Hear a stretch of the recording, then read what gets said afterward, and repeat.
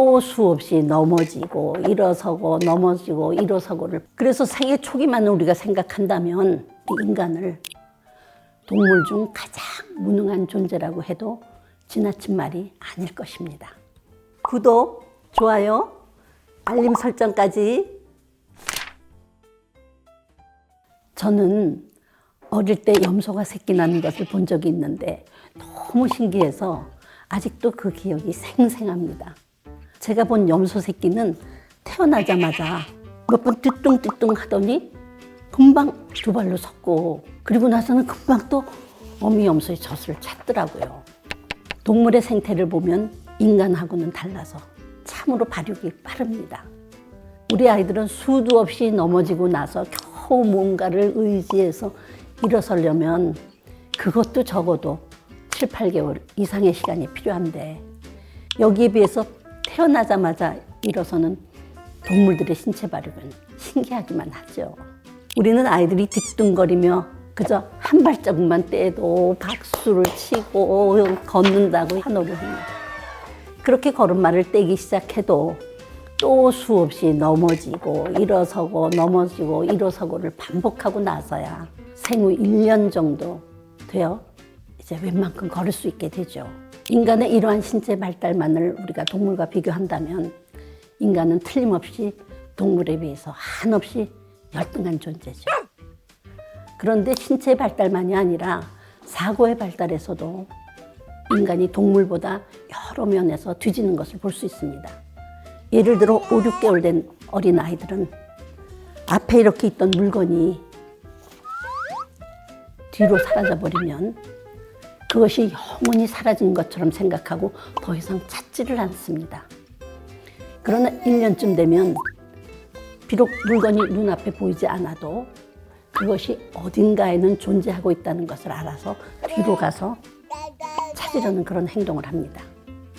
이런 현상을 보고 피아제 박사는 대상 영속성 개념이 발달하는 것이라고 했습니다.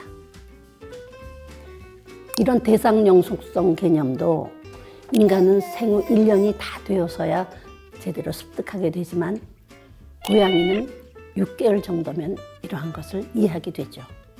그래서 생애 초기만 우리가 생각한다면 다른 사람의 보호, 다른 사람의 도움 없이는 살아남기조차 힘든 우리 인간을 동물 중 가장 무능한 존재라고 해도 지나친 말이 아닐 것입니다.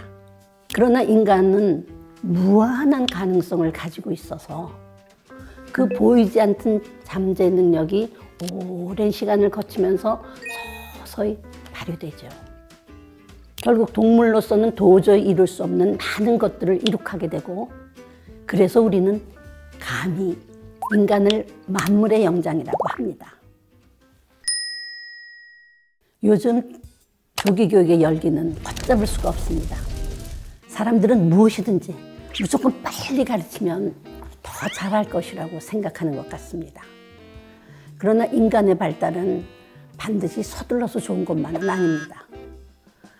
물론 어린아이가 또래 아이들보다 수세 기를 더 잘하고 피아노 곡을 더 몇 곡 더 잘 칠 수 있다는 거, 그거는 그 당시의 부모에게는 정말 큰 즐거움이죠.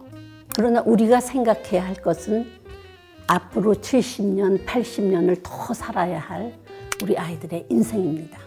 어릴 적에 다른 아이보다 1, 2년 빨리 할 수 있었다는 것이 반드시 10년, 20년 후에 다른 사람보다 더 잘한다는 것을 보장하는 것은 아니기 때문이죠. 훌륭한 예술가, 운동가, 학자들은 생애 초기에 보이는 그런 능력의 반짝임으로서가 아니라 오랜 시간 동안 피나는 노력의 결과로 태어나는 것입니다. 따라서 조기교육은 인간의 전 생애와 연결을 시켜서 생각되어져야만 합니다. 우리는 자녀에게 어떤 재능이 있는지를 쉽게 알 수가 없기 때문에 부모님들은 이것저것 여러 가지를 가르쳐보고 또 그 재능을 놓칠까 봐 일찍부터 교육을 시작합니다.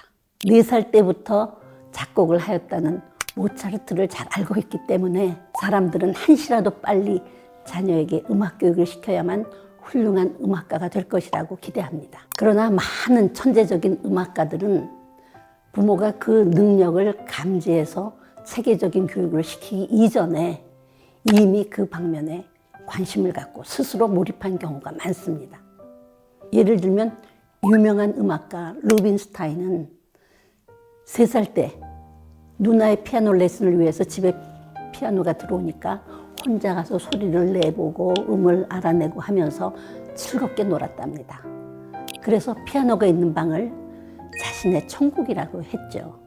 그 가족 중에는 아무도 음악적 재능이 있는 사람이 없었지만 그 아이의 잠재 능력은 그 아이로 하여금 스스로 음악에 몰두하게 만든 것이죠. 그렇기 때문에 자녀의 능력을 알아내기 위해서 많은 것을 지금 한꺼번에 가르치고 있는 우리의 조기교육 풍토는 바뀌어야만 할 것입니다. 그뿐만 아니라 능력, 재능의 그 영역에 따라서 체계적인 교육을 시작해야 하는 시기도 달라야 한다는 것도 우리가 알아야 합니다. 하버드 대학교의 가르너 박사는 인간의 지능을 크게 8가지, 논리 수학적 지능, 언어적 지능, 음악적 지능, 신체 운동적 지능, 공간적인 지능, 개인 내 지능, 대인관계 지능, 자연주의적 지능 이렇게 구분을 하고 그 중에 한 가지인 음악적 지능은 다른 지능에 비해서 상당히 일찍 발달되는 능력이라고 했습니다. 그러므로 음악은 다른 것에 비하여 빨리 체계적인 교육을 시키는 것이 필요하다고 봅니다. 그렇지만 야구 선수 베이브 루스를 아시죠? 그분은 15살이 되어서야 야구를 제대로 시작했다고 합니다. 그렇지만 그분은 세계적인 야구 선수로서 지금까지도 신화적인 인물로 남고 있고 그뿐 아니라 올림픽에서 메달을 딴 많은 선수들도 대부분은 사춘기를 전후해서 운동을 시작했습니다. 이러한 사실을 볼 때 신체 운동적 지능은 초기에는 신체의 전반적인 발육을 위한 기초를 단단히 하는 것이 중요하고 구체적인 종목의 훈련은 사춘기를 즈음해서 시작해도 늦지 않다고 봅니다. 반면 미술의 경우에는 일찍 가르치는 것이 오히려 해가 되는 경우도 많이 있습니다. 너무 일찍 그림 지도를 시작하면 어른들이 그리는 것 같은 그런 그림을 그리려고 하다가 오히려 상상력이 위축돼 버리기 때문이죠. 그동안 대부분의 세계적인 화가들은 사춘기가 훨씬 넘어 그때서야 체계적인 미술 공부를 했다고 합니다. 예를 들어 고갱은 20세에 그림을 시작했고 고흐는 그보다도 더 늦은 27살에 또 르누아르는 15살, 모네는 16살에 그림 공부를 시작했다고 합니다. 그러나 그렇게 늦게 시작했어도 그들의 그림은 영원히 우리에게 남아있고 우리로 하여금 그림을 대할 때마다 마음의 환희를 느끼게 해줍니다. 풍부하게 인생 경험을 하고 난 후에 테크니컬한 것은 사춘기가 지나서 배워도 전혀 늦지 않다는 것을 보여주는 것이죠. 더욱 중요한 것은 천재적인 능력을 가진 사람이라 할지라도 그 방면에서 성공하기 위해서는 최소 10년 이상의 세월이 걸린다는 사실입니다. 그렇기 때문에 조금 일찍 시작하는 것이 중요한 것이 아니라 오랜 기간 동안 실증을 내지 않도록 해주는 것이 더 중요합니다. 오랫동안 지속할 수 있도록 하기 위해서는 처음에는 재미로 놀이처럼 시작을 해서 자연스럽게 생활의 일부분이 돼서 평생을 즐겁게 할 수 있도록 지도해 줘야만 합니다. 우리의 조상들은 대기만성이라는 말을 즐겨 사용했습니다. 무엇이든지 빨리빨리 서둘러 만들기를 원하는 현대의 한국인들이 특히 조기교육과 관련시켜서 반드시 기억해 두어야 할 말이라고 생각합니다. Slow and steady wins the race. 제가 영어 속담 하나를 곁들여 보았습니다. Slow and steady wins the race. 잊지 마세요.